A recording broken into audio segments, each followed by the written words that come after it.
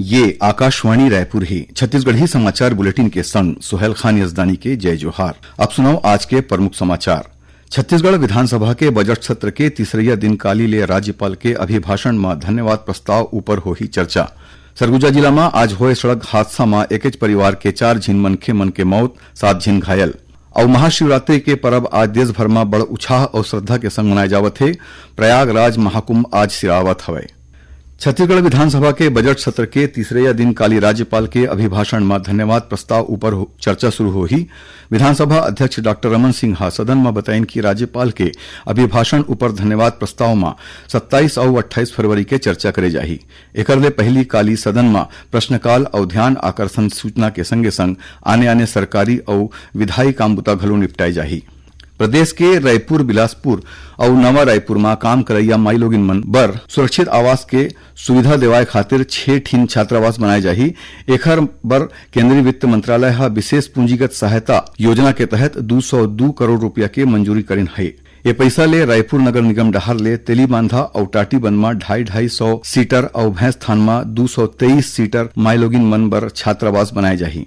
वहीं बिलासपुर के तीसरा और सिरगिट्टी में CSIDC डहर ले 448 सीटर छात्रावास और नवा रायपुर में नवा रायपुर अटल नगर विकास प्राधिकरण डहर ले 1000 सीटर छात्रावास बनाए जाही। सरगुजा जिला के सीतापुर थाना क्षेत्र में आज होए सड़क हादसा में एक परिवार के 4 झिन मनखे के मौत हो गिस, फिर 7 झिन आने लोगन मन घायल हो गिस हवे। मिले जानवा के मुताबिक रेवापुर सखौली के रहिया 11 झिन लोगन मन चारपहिया गाड़ी में सवार होकर सीतापुर के किलकिला शिव मंदिर गे रहीन। लौटे के बेला में आज मंझनिया तकरीबन 12:30 बजे राष्ट्रीय राजमार्ग नंबर 43 में विशुनपुर गांव के तीर कंटेनर हाथ चारपहिया ल टक्कर मार दिस। ए हादसा में 4 झिन लोगन मन के मौकाच में मौत हो गिस। वहीं 7 झिन घायल मन ला इलाज खातिर सीतापुर के सामुदायिक स्वास्थ्य केंद्र में भर्ती कराए गए हवे। घटना के बाद गांव वाला मन कंटेनर में आग लगा दी। मुख्यमंत्री विष्णुदेव साय हा एक घटना में दुख जता सरगुजा जिला प्रशासन ला घायल मनखे मन के इलाज बर सुघ्घर चिकित्सा व्यवस्था देवाए के निर्देश दिन हवे। भारतीय चिकित्सा पद्धति राष्ट्रीय आयोग के प्रकृति परीक्षण अभियान में छत्तीसगढ़ हा राष्ट्रीय स्तर में सम्मान प्राप्त करे है। छत्तीसगढ़ ला स्ट्राइक रेट लक्ष्य में देश भर में तीसर और कुल प्रकृति परीक्षण मानक मन में 9वां स्थान मिले हवे। केंद्रीय आयुष मंत्री प्रताप राव जाधव हा मुंबई में आयोजित समापन समारोह में छत्तीसगढ़ ला सम्मानित करीन। ये सम्मान अभियान के राज्य समन्वयक डॉ संजय शुक्ला हलीन। ये उपलब्धि पर मुख्यमंत्री विष्णुदेव साय और स्वास्थ्य मंत्री श्याम बिहारी जायसवाल हा आयुष विभाग के अधिकारी और कर्मचारी मन ला बधाई दीन हवे। प्रसार भारती बोर्ड के अध्यक्ष नवनीत सहगल हा किहिन की आकाशवाणी हा हमेशा लोगन मन ला देश के संस्कृति ले जुड़े में अपन विशेष भूमिका निभाए हवे। ओमन किहिन की आकाशवाणी लोक प्रसारक के रूप में अपन जिम्मेदारी बड़ सुघ्घर तरीका ले अपनाथे। महाकुंभ के आखिरी दिन अपन संदेश में श्री सहगल हा किहिन की प्रसारण में आकाशवाणी के कुंभवाणी चैनल भा लोगन मन ला बड़ प्रभावित करिस हवे। प्रसार भारती के मुख्य कार्यकारी अधिकारी गौरव द्विवेदी हा महाकुंभ के प्रयागराज में आकाशवाणी के कुंभवाणी चैनल के प्रयास के तारीफ करीन। ओमन किहिन की आकाशवाणी हा कुंभवाणी के खबर, साक्षात्कार और विशेष कार्यक्रम प्रदान कर एक लोक सेवा प्रसारक के रूप में अपन सुघ्घर भूमिका निभाए हवे। प्रदेश में चलत एकलव्य आदर्श आवासीय विद्यालय मन में अवैया शिक्षण सत्र के चलत कक्षा 6वीं में प्रवेश देवे खातिर प्राकचयन परीक्षा 2 मार्च के होही। ये परीक्षा प्रदेश के 26 ठीन जिला मन में 151 परीक्षा केंद्र मन में आयोजित करे जाही। एखर बर लगभग 42,000 पढ़िया लइका मन हा पंजीयन कराए हवे। ये परीक्षा बिहनिया 10 बजे ले मंझनिया 12 बजे तक होही। छत्तीसगढ़ी समाचार बुलेटिन आप मन आकाशवाणी रायपुर ले सुनत हवो। छत्तीसगढ़ के खबर ले है आपके वास्ता और खबर के विश्वसनीयता ले है हमार वास्ता।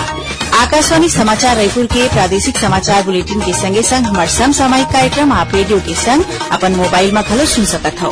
आकाशवाणी समाचार फेसबुक, ट्विटर और यूट्यूब में घलो हावय। हमार फेसबुक पेज हरे Chhattisgarh news on AIR, Twitter handle CGAIR news और हमार यूट्यूब चैनल हरे छत्तीसगढ़ AIR न्यूज। तो अब रेडियो के संगे संग आपके मोबाइल के माध्यम ले हम आप तक पहुंचत हैं। छत्तीसगढ़ के हर खबर पर सुनत रहो आकाशवाणी समाचार। आओ अब आगू बढ़थन बाँचे समाचार कोती। नारायणपुर जिला में अबुझमाड़ पीस हाफ मैराथन के चौथा संस्करण के आयोजन अवैया 2 मार्च के करे जाही। मैराथन में शामिल होवैया दौड़ने वाला लोगन मन के पंजीयन बर नारायणपुर स्थित बालक हाई स्कूल मैदान में काली 27 फरवरी ले 1 मार्च तक विशेष शिविर लगाए जाही। इस शिविर में दौड़ैया मन मुफ्त में अपन पंजीयन करा सकत हैं। जसपुर पुलिस हा अवैध शराब तस्कर मन के खिलाफ कार्रवाई करत 2 दिन के भीतर 3 करोड़ रुपया के अवैध शराब जब्त करीन हवे। ए दौरान 2 ठीन ट्रक समेत तकरीबन 14,000 लीटर शराब बरामद करेगे हवे। ये मामला में पुलिस हा 2 झीन आरोपी मन ला गिरफ्तार करीन हवे। जिला के बड़का पुलिस अधीक्षक शशि मोहन सिंह बताइन कि लोरो घाट के तीर 1 ठीन ट्रक के जांच के दौरान सीमेंट के बोरी मन के पाछू छुपा के राखे गए तकरीबन 7,000 लीटर अवैध अंग्रेजी शराब पकड़े गिस। ये मामला में ट्रक चालक ला गिरफ्तार करेगे हवे। उहें दुलदुला थाना पुलिस हा 1 ठीन ट्रक ले करीबन 7,000 लीटर अवैध अंग्रेजी शराब बरामद करीस, जेकर कीमत करीबन 2.5 करोड़ रुपया बताए गए हवे।